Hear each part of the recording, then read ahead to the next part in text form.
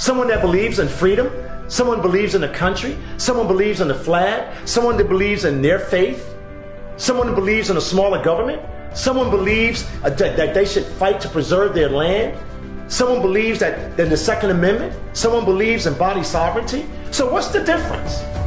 But you're calling them Trumpsters? You're an idiot. They're human beings fighting for the same thing we're fighting for.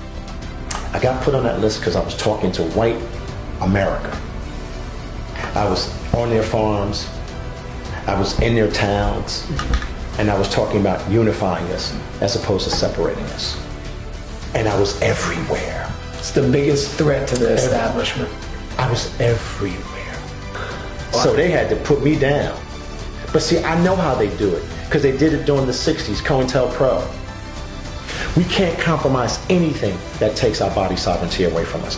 We can't accept any compromise when it comes to who we are as human beings and our connectedness to something greater than ourselves. We can't compromise with the government that we fund, the government that we organize. There is no negotiating with the devil. They already proved to us how they have captured every agency that really was working against us for decades anyway. That's why we're the sickest people in the world. And we not just fight, not just win, but we work every day to get to that level of consciousness that is available to us. Things get better. And I think things are getting better. The new earth, the new planet, the new world is right there in front of us. If you'd asked me that question 2 years ago, I might say we're doomed, but not anymore. I don't believe it. I mean, speaking to 10 people can touch millions of people. So what do you think speaking to millions of people does? Because you don't know that butterfly effect. You don't know that chain reaction. You don't. And you don't have to know. Harriet Tubman, Seeking Freedom. Ida B. Wells, True Seeker. Nelson Mandela. Muhammad Ali.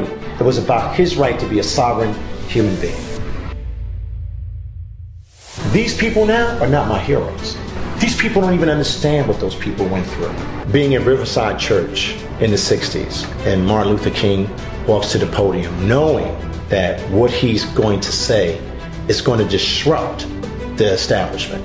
It's just like when I spoke at the monument, I told you, I am standing up there talking about the same exact thing. A world of no bigotry, a world of no segregation, a world of no hate. Socialism, communism, totalitarianism, all of it's still here. It cloaked itself, and now you see it all. And that's the great thing that's happened in the last 2 years. We see the whole playing field.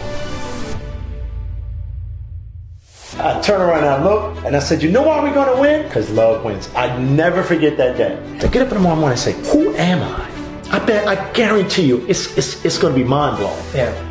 Because when you ask that question, who am I? You really, boy, you open up a Pandora's box. Yeah. I want you to inhale God and exhale fear. This guy made it to that whole disinformation dozen list without a social media account. You know, we were the stewards of a major shift politically in the state of New Jersey and around this country because we were very, very innovative. Well, first of all, I'm an insider. I was trained by these evil people. I've worked with these evil people. I knew their language. I knew how they operate. I knew how they funded themselves. And then I started realizing that every elected official that I met was anti-family. Every elected official that I met was anti-children. Because their politics was not their politics. Their politics was controlled by someone else. And they were actually operationalizing themselves against their own people. We have become a soulless society. We've become heartless. We've lost our spirituality. And now they're watering down the overall fight to save humanity. And this fight is a long battle. And all of these personalities, they're losing the spiritual understanding of what we're going through. This is spiritual warfare. This is deep soul work. The primary focus is to protect the child. Because if the child is protected, the earth continues. If the child is protected, the sun keeps rising. If the child is protected, we have a future. And they are attempting to destroy the child, the very essence of what a child is for this world.